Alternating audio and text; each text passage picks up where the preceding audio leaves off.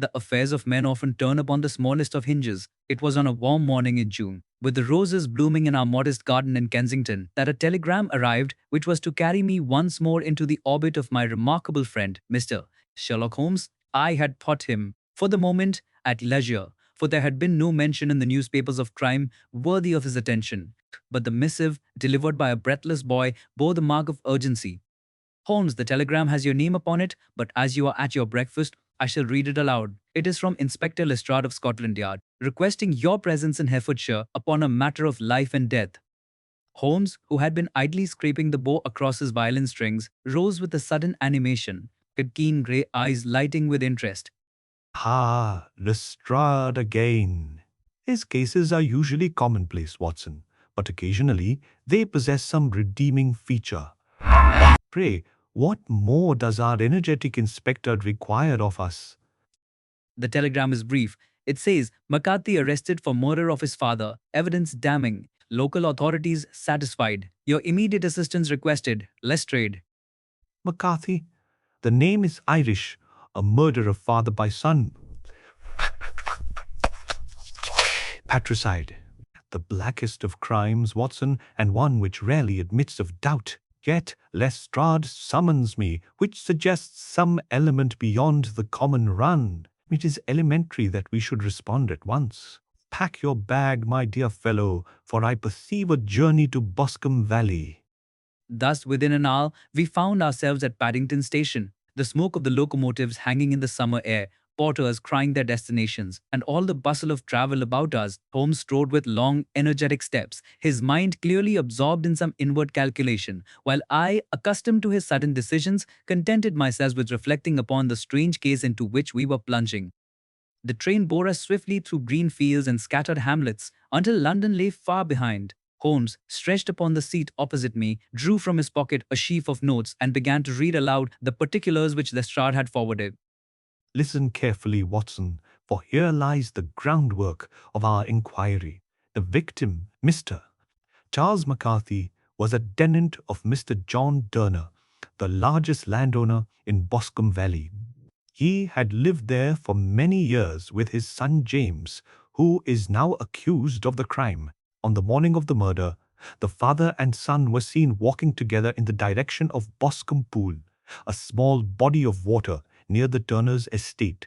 Later, loud voices were heard as of a quarrel. Shortly afterward, the father was discovered lying dead upon the ground, his head grievously injured.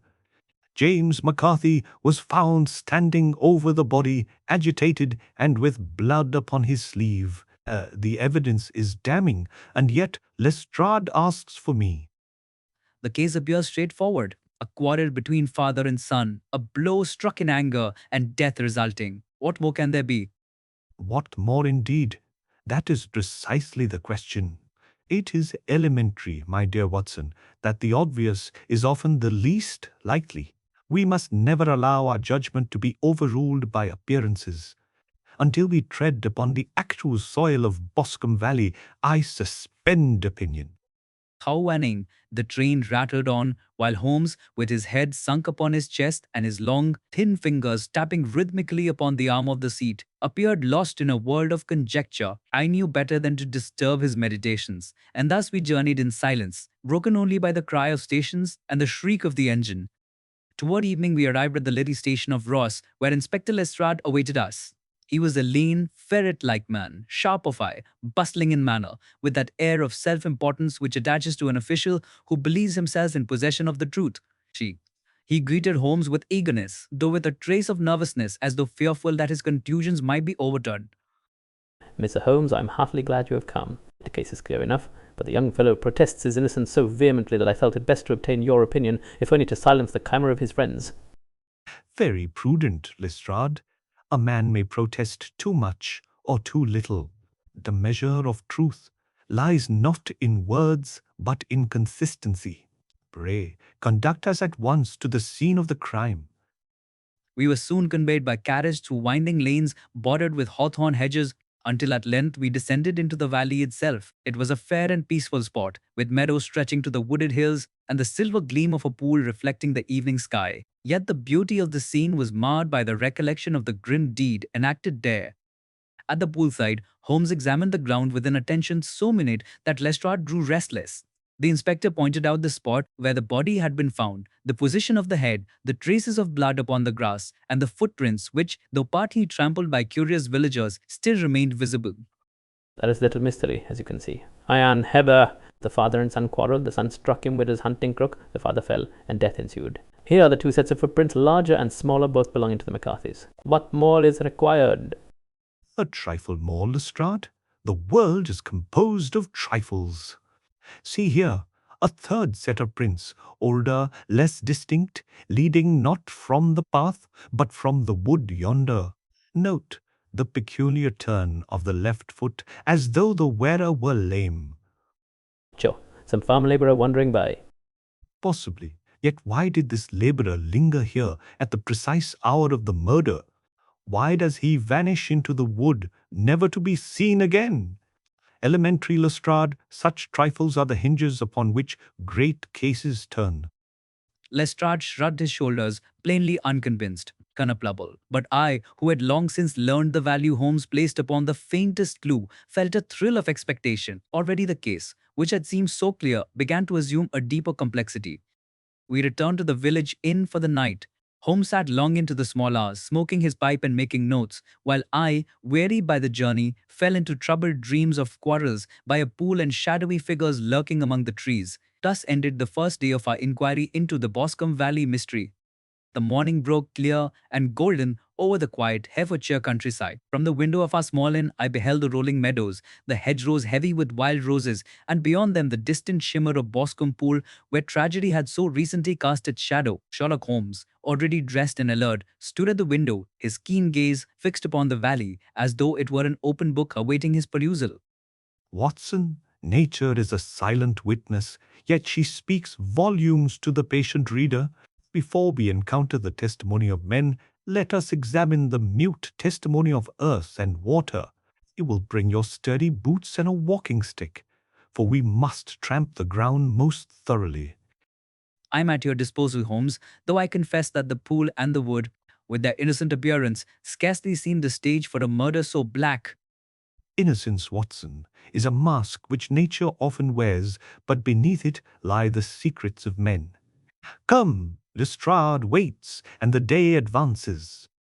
After a hasty breakfast, we joined Inspector Lestrade, who awaited us outside with a certain air of impatience. He was clearly eager to bring the case to its conclusion and could not wholly conceal his irritation at Holmes's deliberate methods.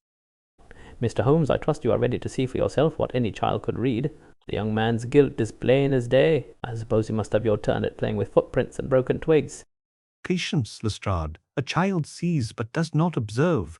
There is all the difference in the world between the two. Lead on, and we shall endeavour to rise to the level of childish simplicity. We set out along the winding path that led through meadows sweet with clover and into the shaded D, where Boscombe Pool lay hidden. The still water gleamed like a mirror, disturbed only by the dart of dragonflies and the occasional plop of a frog. It was a peaceful place, yet the marks upon the bank bore silent witness to violence. Holmes at once became absorbed in his work. He examined the grass where the elder McCarthy had fallen, measured the distance from the pool's edge, and traced with delicate precision the footprints still visible in the soft earth. He moved about with the noiseless energy of a bloodhound, while Lestrade stood with folded arms, his impatience mounting. Watson, observe this indentation upon the turf. The body lay here, the head toward the pool. The blow was delivered from behind and to the left, judging by the fracture. Yet the son was seen facing his father in quarrel. How, then, does he strike from the rear? You mean that another hand may have delivered the fatal blow? Elementary. At the very least, we must not exclude the possibility. See also these traces here. Boot prints of a peculiar shape, the left turned outward. A limping stranger again. The impression is fresh, overlapping those of McCarthy Sr. That proves he was present at the time, not before nor after. Nonsense, Mr. Holmes. We have testimony that young James quarrelled loudly with his father and was seen bending over the body. He had blood on his sleeve. Are these not facts? Facts, yes, but interpreted wrongly. The quarrel may be true, but quarrel does not equal murder. The blood on his sleeve may have come from lifting his wounded father. We must not permit assumption to masquerade as proof. The true culprit walks here with us, in spirit, if not in body. We followed Holmes as he moved in widening circles, scanning the ground, plucking at leaves, and pausing to scrutinize the bark of a tree. At last he gave a satisfied nod. Consider this broken twig at the water's edge. It is snapped downward as by a heavy hand grasping for support. And here, see the faint mark of a knee in the soil, as though someone stooped in concealment. Our limping friend crouched here, Watson, watching the meeting of father and son. I should like to know why. Once, could it be mere curiosity, Holmes? A passerby who lingered? Hardly. Men do not kneel in mud for idle interest. No, he was hiding. The reason may be sinister, though as yet we cannot pronounce. Lestrade muttered impatiently, but Holmes ignored him, his whole soul absorbed in the silent language of the earth. Having exhausted the scene, Holmes proposed that we should next visit the accused, James McCarthy. Rebus then lodged in the local gaol. The carriage bore us swiftly into the little market town, where the grim stone walls of the prison stood in stark contrast to the cheerful country beyond. The young man we found within was pale, dishevelled, yet bearing himself with a certain dignity. His eyes, though shadowed by sleeplessness, met ours frankly. He seemed scarcely older than a boy, and my heart went out to him in his misery. Mr. Holmes, Dr. Watson, I thank you for coming. They say the case against me is sure, but I swear before heaven that I am innocent of my father's death. We did quarrel, yes, but I never raised my hand against him. Tell us all, Mr. McCarthy. Conceal nothing, for the smallest omission may prove fatal. Begin with the morning of the event. My father bade me meet him at Boscombe Pool. He sent a message by one of the lodge keepers. I went, though unwilling, for he was often harsh with me. We spoke heatedly, I will not deny it. But then he staggered suddenly, struck his head as he fell, and lay before me. I tried to lift him, and in doing so my sleeve was stained. That is the truth, though no one will believe me. But why did you quarrel, James? Such matters weigh with the court. It was concerning Miss Alice Turner, the daughter of our landlord.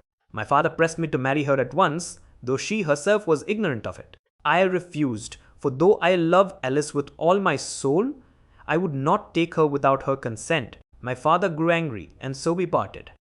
You love Alice Turner. She, I take it, returns your affection.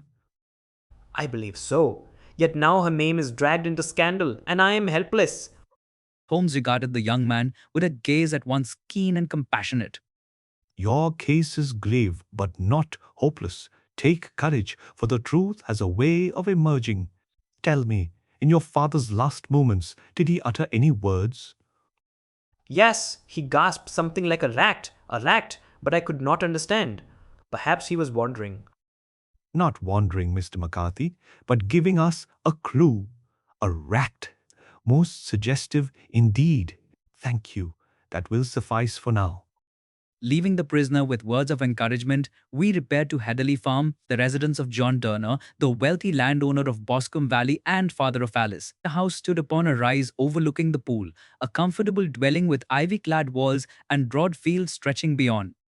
We were received by Miss Alice Turner herself, a fair young woman of gentle bearing, whose eyes were red with weeping. She greeted us with evident relief. Mr. Holmes, Dr. Watson, you will help James, will you not? He's innocent. I know it in my heart. My father believes him guilty, and all the village condemns him, but I cannot rest until the truth is known. Miss Turner, your testimony may be of the utmost importance. Did you see James or his father upon the morning of the murder? No, sir, I was at home, but I heard their voices raised in quarrel as they passed near the farm. Later, I learned of the dreadful deed. I can only say that James is incapable of such cruelty. He is proud, yes, but tender hearted. You are deeply attached to him, are you not, Miss Turner? Yes, Dr. Watson, though I blush to confess it. I love him and would gladly be his wife were it not for this cloud that hangs over him. Your candor does you honor. Rest assured, we shall spare no effort in bringing the truth to light. Tell me, does your father suffer any infirmity? I observed him at a distance and thought his gait unsteady. Hmm. Yes, Mr. Combs. He has long been troubled with a weakness of the legs, the result of hardship in his youth. He seldom ventures far without his stick and often complains of pain. Holmes's eyes gleamed for an instant, though he merely inclined his head gravely. Thank you, Miss Turner. That will be of service. You may depend upon our discretion. With that, we took our leave, Holmes silent and thoughtful. As we returned along the lane, I ventured to question him, but he waved me into silence, lost in his own reflections. Only when we were once more at the inn did he speak. Watson, the pieces of our puzzle fall slowly into place. The limping tracks at the pool, the dying words, a rat, the opposition to James's union with Alice. These are threads which, woven together, will form a fabric most unexpected. Say nothing to Lestrade yet. Let him enjoy the luxury of ignorance. Tomorrow we return to the pool for a final examination. There lies the key. Thus ended our second day in Boscombe Valley, with more questions than answers, as is a faint glimmer of a path through the darkness, or Holmes in his quiet, inexorable way was drawing nearer to the heart of the mystery. Hope the morning sun was already high when Holmes roused me from a brief and restless slumber. His manner was brisk, his eyes alight with the peculiar fire which always burned brightest when the chase was nearing its most thrilling phase. Joined him at the breakfast table, where the innkeeper had laid out cold meats and steaming tea, though Holmes scarcely touched his plate. Watson, we must steel ourselves today with both patience and attention. Lestrade intends to bring James McCarthy before the magistrates this very afternoon, and the lad's fate may hinge upon the testimony we hear. The prosecution is eager, the evidence seemingly damning. Yet I am persuaded that truth, if rightly pursued, will exonerate him. We must therefore listen as physicians do, hearing not only what is said but what is omitted, what trembles between the lines. I share your conviction, Holmes, though the case appears black enough to any ordinary observer. The quarrel, the witnesses, the blood upon his sleeve, all these weigh heavily against the youth. Elementary, my dear Watson. They weigh heavily, yes, but on the wrong scale. It is the detective's task to adjust the balance, to place upon the other side those subtler facts which the common mind overlooks. Come, let us attend the court. There we shall see more than testimony. We shall see character, motive, fear, and perhaps guilt made flesh. Thus fortified, we made our way with Inspector Lestrade to the magistrate's court in the small market town. The chamber was crowded with rustics, townsfolk, and curious visitors, all pressing to catch a glimpse of the prisoner. James McCarthy was led in by a constable. His pale countenance, though strained with anxiety, retained a quiet dignity that impressed even those disposed to condemn him. The magistrate, a stern elderly gentleman in wig and robes, presided with grave formality. The charge of wilful murder was read, and the proceedings commenced. My lord, the Crown submits that James McCarthy did, on the morning of June 3rd, feloniously and with malice aforethought strike down his father, Charles McCarthy, by Boscombe Pool, inflicting wounds from which death ensued. The evidence is clear, the testimony corroborated, and we therefore seek committal for trial. Witnesses were then called. First came a farm labourer who deposed that he had seen the elder McCarthy and his son walking toward the pool, their voices raised in quarrel. He had paused within earshot and heard angry words, though not the whole discourse. Presently, he observed James raise his hand as though in passion, and shortly thereafter discovered the father lying senseless.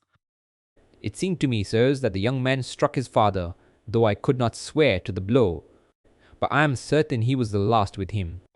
The prosecution pressed this point with vigor, while Lestrade nodded in satisfaction. Holmes, however, leaned back with a half-smile, drumming his long fingers upon his knee.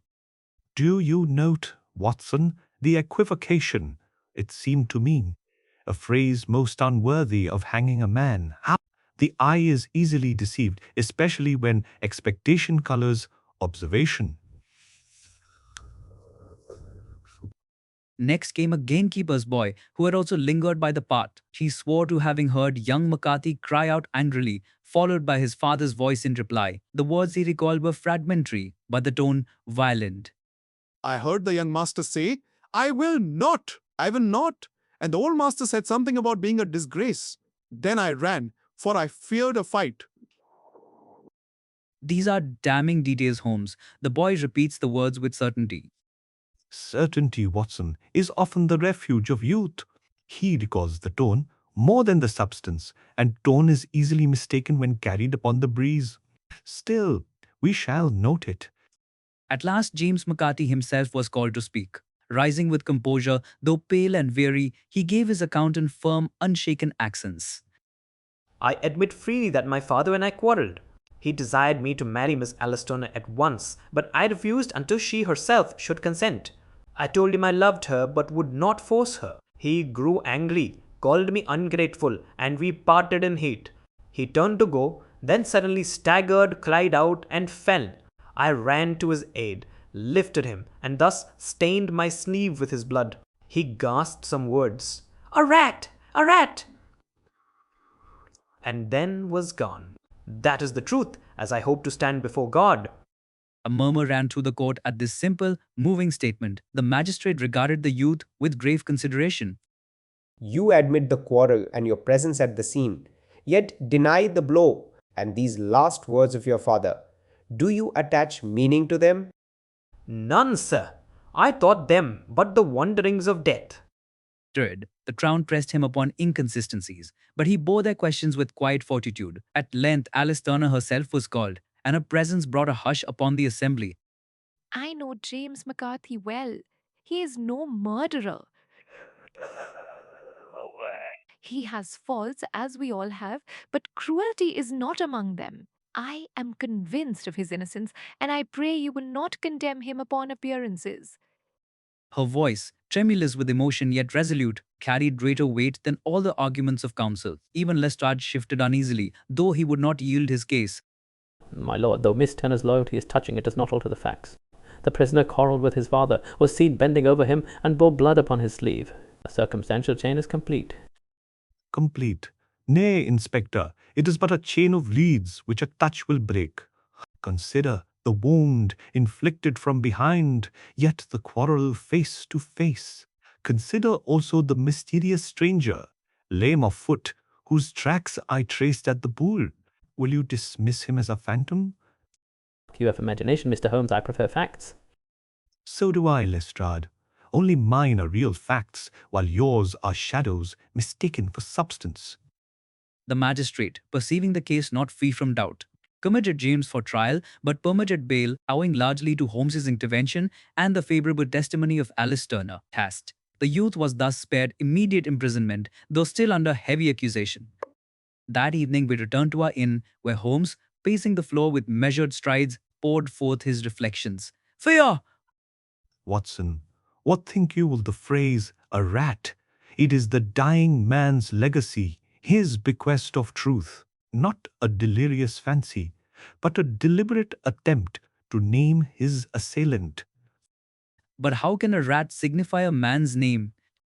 By no means directly, yet I suspect it is the terminal fragment of a longer word. Think, Ballarat in the colony of Victoria. I recall whispers of McCarthy's early life in Australia, and Turner's as well. Old sins cast long shadows, Watson, and sometimes murder walks in their midst. You believe then that John Turner, Alice's father, is connected to this crime? I believe that he holds the key. His lameness corresponds to the tracks. His agitation at the trial betrayed him, and his interest in preventing the union of his daughter with James is of the utmost significance. Yet proof, Watson, proof is still lacking. Tomorrow we shall obtain it. Thus spoke my friend, his voice low yet vibrant, with suppressed certainty. As the night deepened around our quiet inn, I could not but marvel at the relentless precision of his thought, and tremble for the revelation that awaited us on the morrow. The dawn was grey and sullen when Holmes awoke me with a brisk knock upon my door. His manner was taut, with suppressed energy. his keen eyes alight with purpose. Though I had but lately fallen into a troubled sleep, I rose at once, for I knew by long acquaintance that when Holmes's spirit burned so brightly, truth itself was about to be unveiled. Watson, this morning we returned to the Boscombe pool. Yesterday gave us words. Today we require facts carved into the very soil. Lestrade clings to his circumstantial net, but I shall tear it asunder with the merest pressure of deduction. Come, a brisk walk before the country folk stir. We partook hastily of bread and coffee, then set out across the dewy fields. The air was sharp with the scent of damp earth, the hedgerows glittering with the residue of night's rain. As we approached the fatal pool, the countryside lay hushed, save for the faint murmur of water and the distant cry of a lark. Holmes, the scene wears a tranquil air that belies the dreadful deed committed here. One might scarce imagine blood had been shed upon this quiet soil. Elementary, Watson. Crime does not deform nature, it merely stains man. The grass grows as cheerfully over a grave as over a cradle. Yet the soil beneath our feet records truth more faithfully than any human tongue. Observe. Holmes stooped, examining with his magnifying lens the soft earth by the water's edge. With the precision of a surgeon, he traced the impressions left behind by many feet. His long fingers hovered like instruments over an anatomy, pointing each mark into meaning. See here, Watson, these are the heavy boots of Charles McCarthy, deep set, dragging slightly to the left, bespeaking age and weariness. Beside them, the lighter, more eager stride of his son. Both approached the pool, face to face, their quarrel carrying them to this very spot. And these deeper prints, are they not made by the constables who came after? Exactly so. But note here, apart from the others, a third set. One foot is firm, the other scarcely prints the soil at all. An uneven gait. A man lame, Watson, lame of the right leg. This is our stranger. He stood here, half hidden by the trees, awaiting his victim. You perceive the broken twig above, freshly snapped. He lurked in concealment, then sprang forth. Holmes pointed to where the undergrowth was trampled, the rushes bent, and a faint smear of mud upon a rock told of violent contact. Here the blow was struck. See the direction of the blood spatter. Backwards, not forwards. McCarthy fell forward, not away from his son, but toward the pool. Ergo, the blow was not dealt by James, who stood before him, but from behind, by this concealed assailant. The case, Watson, is clear as crystal. By heavens, Holmes, your reasoning is irrefutable. Yet how shall we prove it to Lestrade or the court? They demand more than logic. They ask for names. And names they shall have. You recall the dying man's words? A act, not delirium, Watson, but geography. Ballarat, the Gone Fields of Victoria. Both McCarthy and Turner lived there in youth. I have made inquiries, and the whispers are dark indeed. Turner's prosperity is not unsullied. There were robberies, even murder, whispered in the diggings. Charles McCarthy knew his secret and used it to bind Turner, to extort wealth and to force marriage between their children. Is it any wonder the man, already failing in health, struck back when pressed too far? Holmes rose, his tall figure tense with moral indignation. The water lapped softly against the reeds, as though nature herself bore silent witness. And you hold Turner guilty? The father of Alice, who pleaded so movingly for James's life. I do, and I pity him, Watson. His crime was not born of malice, but of desperation, the last act of a hunted man who saw his daughter's happiness threatened by the chains of his own guilty past. Yet the law must be satisfied, or the innocent James will suffer. Therefore Turner must speak, and this very day. At that moment, Inspector Lestrade arrived with 2 constables, white on nose, his brisk manner scarcely concealing irritation at finding us already at the pool. Well, Mr. Holmes, though chasing phantoms among the rushes, and I suppose you see dancing devils in every footprint. The case is plain enough to any sensible man. Quarrel, blow, blood, guilt. Why drag in shadows of lame strangers in Australian goldfields? Because truth, Inspector, dwells precisely in those shadows you disdain. lies the footprint of a lame man. Do you deny it? Here the trampled brush, the broken twig, the spattered blood. Do you dismiss these as phantoms? You are content with surfaces, Lestrade, but surfaces deceive. The soul of detection is to look beneath. Words, Mr. Holmes, pretty words. But the magistrates demand prisoners, not poetry. If you want to give me... I have. Before this day is done, John Turner shall confess his guilt. Will you be content then? I'll believe it when I hear it from his lips. Holmes merely smiled, a faint, enigmatic curve of his lips, and turned once more to the ground. Once more, gathering a few small fragments into his pocket cigar ash, a half-trodden pebble, and a withered leaf stained faintly with blood. Each trifling thing, Watson, is a letter in the alphabet of crime. Read them together, and the word is murder. Come, we have done here.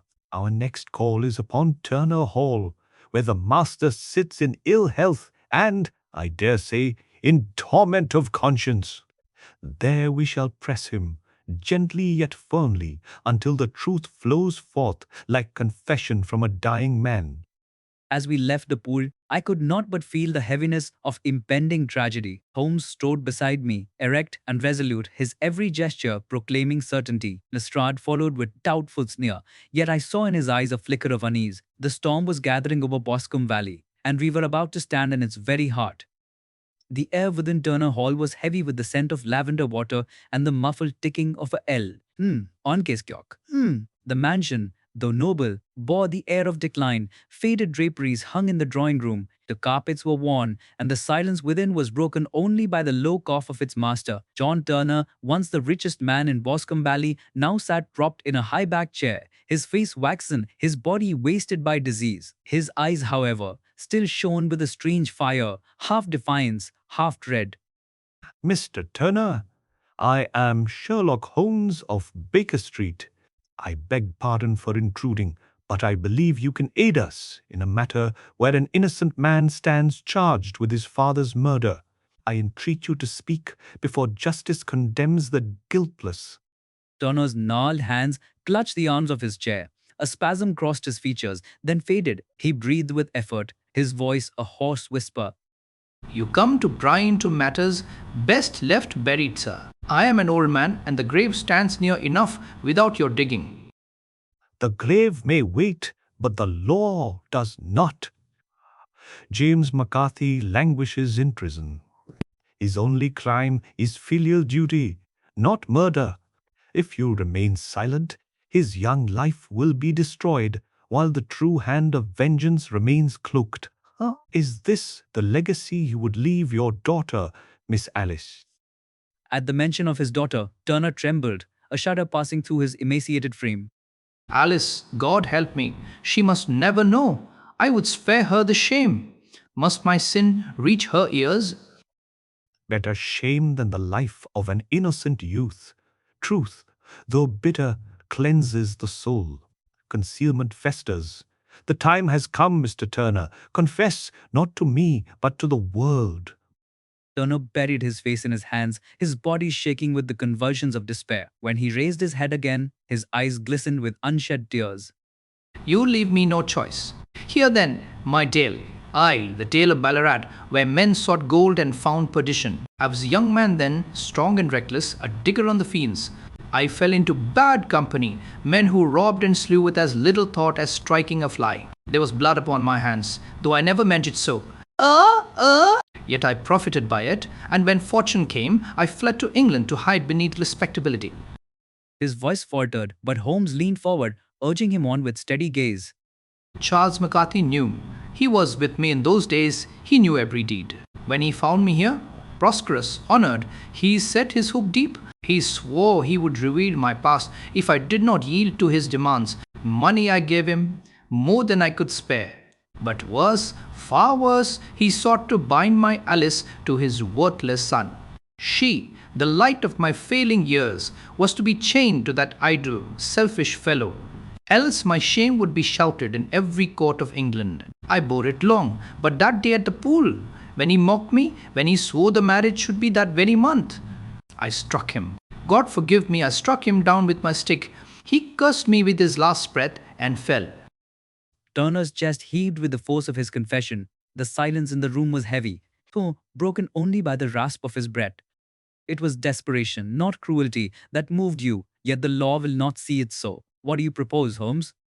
The man is dying, Watson. His disease will carry him to judgment soon enough. To drag him through a trial would be cruelty, serving neither justice nor mercy. Lestrade, you hear his words? Do you still call James McCarthy guilty? Lestrade, who had stood by with incredulous expression, now shifted uneasily, his sharp features softened by a rare humility. Bay fever! Now, Mr. Holmes, I cannot deny what I have heard with my own ears. The boy must go free. As for Turner, the matter lies with his conscience and his maker. Spoken wisely, Inspector. We shall convey a written deposition, should it be required, but the trial need not proceed. James will be discharged, and the public spared the scandal. Mr. Turner has purchased a few months of peace at terrible cost. Let them be months of repentance. Turner bowed his head, tears running silently down his worn cheeks. His daughter's step was heard in the corridor, light and musical. With a sudden motion, Holmes raised his hand, and we withdrew, leaving the old man to what final moments he might share with the innocent child who knew nothing of his sin.